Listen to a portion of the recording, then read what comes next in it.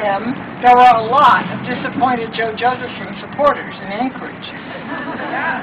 To my shock, he called me and invited me to a gathering at his home the following Saturday.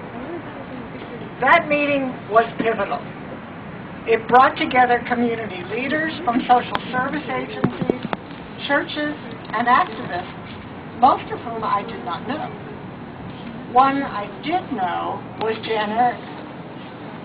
Several days later, Prim and Jan and I met around Jan's kitchen table.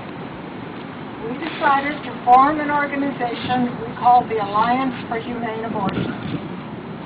But none of us wanted to be chair.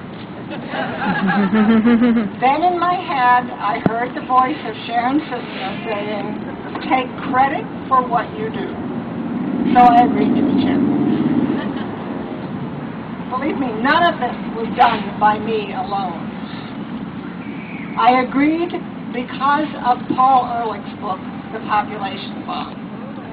I believed we had an obligation to humanity to limit our children to 2. I only later came to see this issue as a fundamental right of women to control our own bodies. I learned that the wealthy could go to Japan for abortions, and I learned the tragedies that happened to some of us who couldn't afford to go to Japan. In about 2 months, we built a statewide movement that delivered more mail to legislators than any of them had ever received.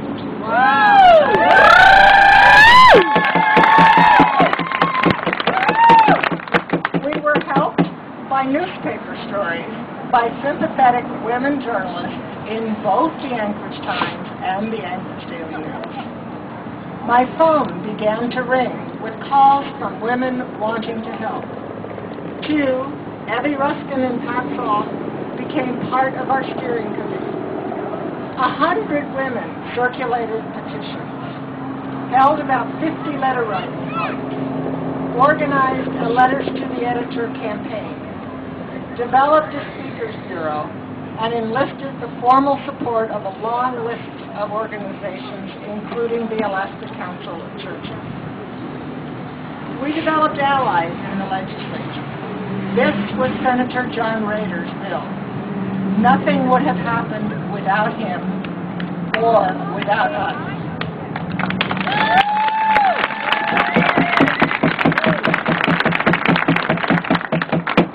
Jeannie Chance was our champion in the House. 2 months into the session, Rader decided support had grown strong enough to test the bill. He brought it to the floor of the Senate. It failed, 10 for, 9 against, 1 absent due to illness. Rader was undaunted. Hawaii had just passed the first repeal bill in the nation.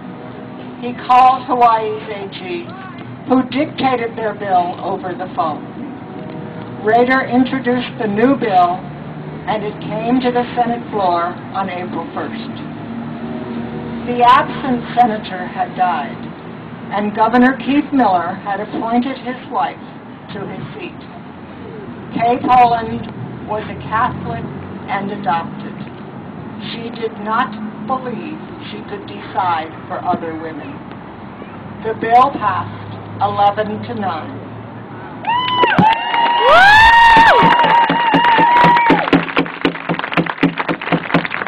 The House passed it 29-10.